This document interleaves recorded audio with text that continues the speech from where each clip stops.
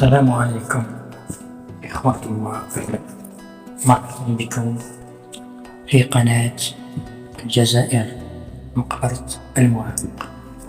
أتمنى من إخواني المعاقين الاشتراك في القناة والبارتاج.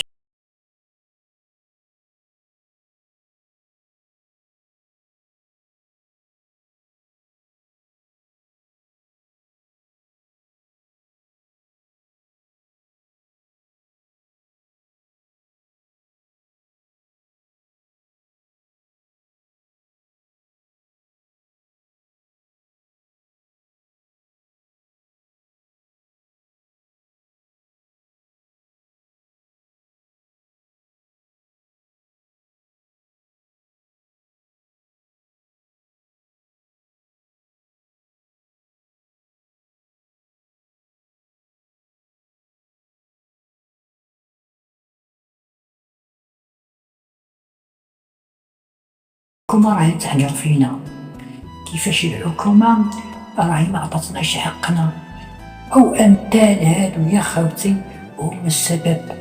أمثال هادو هما السبب.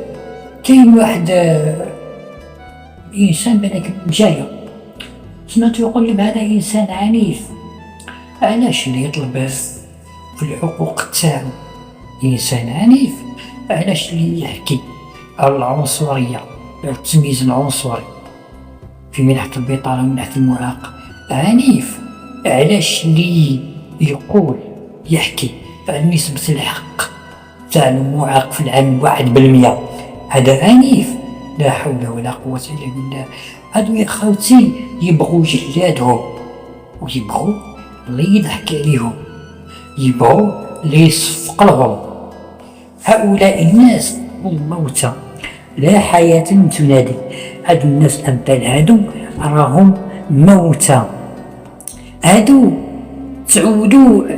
تعودوا على الناس اللي يصفقوا لهم، تعودوا على اصبر اصبر اصبر من بعد نعطيوك حقك، اصبر. وهادو الناس ما عندهمش ثقة في نفوسهم بأن النضال ولازم نضربوا على الطابلة ولازم منسكتوش، هذا لازم باش نجيبوا حقنا. هؤلاء الناس يستناو الحق يجيهم وحده. الحق هو ما يجيش وحده، الحق يجي بالنضال والدفاع عن النفس. فهمتوا؟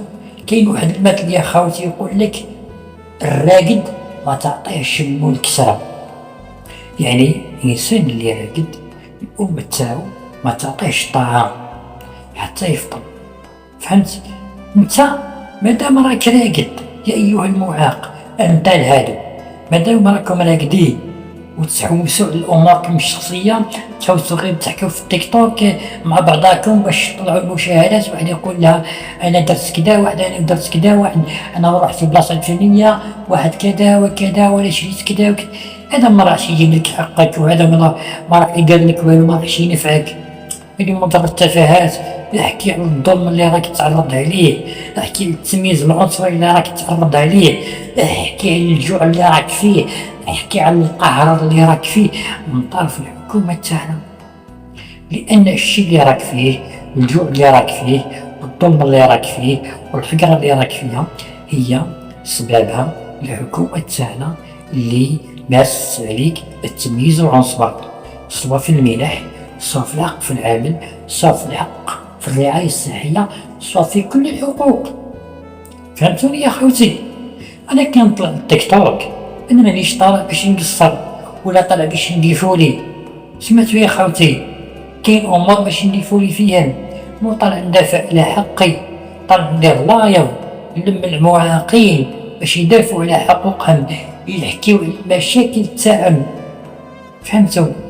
مانيش طالع نقصر يا خوتي، لا حول ولا قوة إلا بالله.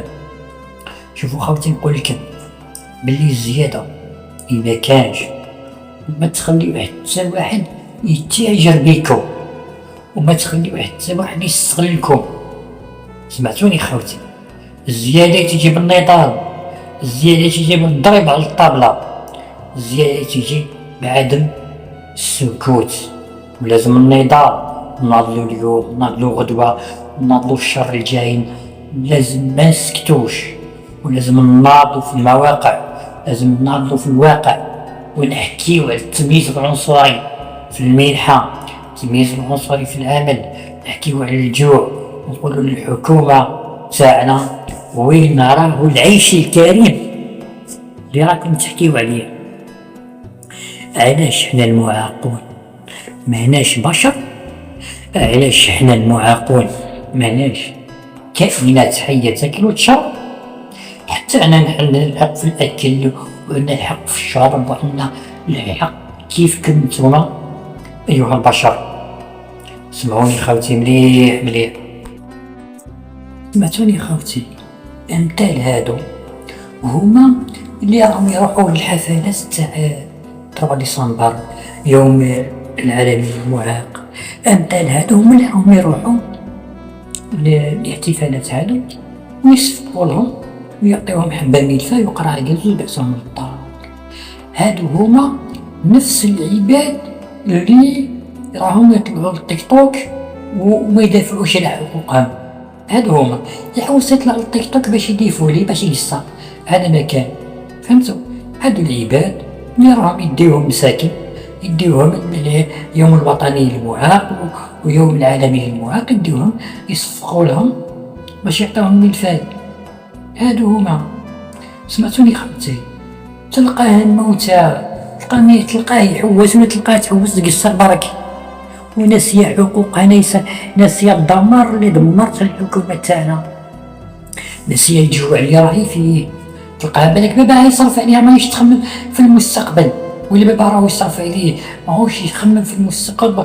المستقبل غدوة كي يخطيه بابا ويخطيه والديك راه يعيش بالصدقة تاع الناس. شي كبير يا خوتي، شي كبير. والله العلي العظيم انا نقعد على راس مع امثال هذا. تلقاه موتى، تلقاه يحوس، انت تهضر عليه وما يهدرش. سبحان الله، هضر على روحك، انت راك رايح الهاوية. انت ايها المعاق، انت ايتها المعاقة، راكي رايحة الهاوية. خمي في المستقبل تاعك بعد والديك، بعد ماماك وباباك. هادو والديك ما راحيش يدمولك وما راحيش يبقاو حيين. من بعد تواجه انت المصير المحتوم تاعك. خوك ما راحش يدوملك، واختك ما راحاش تدوملك، فهمتوني؟ واش يدوملك؟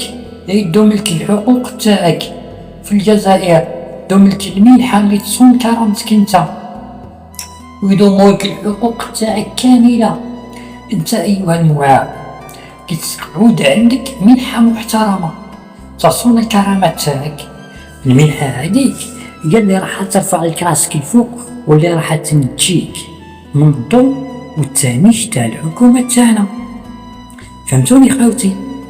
نقول لك علاش انت كي تكون عندك منحة تصون كرامتك، انت ما توليش عبء على الناس، انت ما توليش عبء على داركم، وعبء على لافامي تاعك، وعبء على المجتمع. انت كي تجي تعاود تولي خارج من الدار ماكش قادر تعيط للطوموبيل تديك كرسة وتتفاهم مع مول الطوموبيل، مول الكرسة هذاك تتفاهم معاه بقداح دراهمك في جيبك، هو يستفاد منك ماليا وانت تستفاد منه قضية الحاجة تاعك وتخلص السيد. انت غدوة كي تخرج لبرا تلقى الكار دراهمك في جيبك، دير ستوب يهزك مول الكار ويتخلصو، يديك وين تحب، تحكم طوموبيل تاني كرسة تديك وين تحب، هو خالص بيقولكش انا ما نديكش وبزاف عليا ولي صانص ولي خدام على داري وما نخليش خدمتي ونديك وخدام على ولادي وكذا. لا لا يا خويا كيما يقولوا ركبني خذ كراك، فهمت؟ غدوة كتروح للطبيب انت تمرض وراك في الدار، راك مريض ما قادرش تروح، تغيط للطبيب يجيك للدار وتخلصو كما يحب بدراهمك في جيبك، تعيش براسك مرفوع.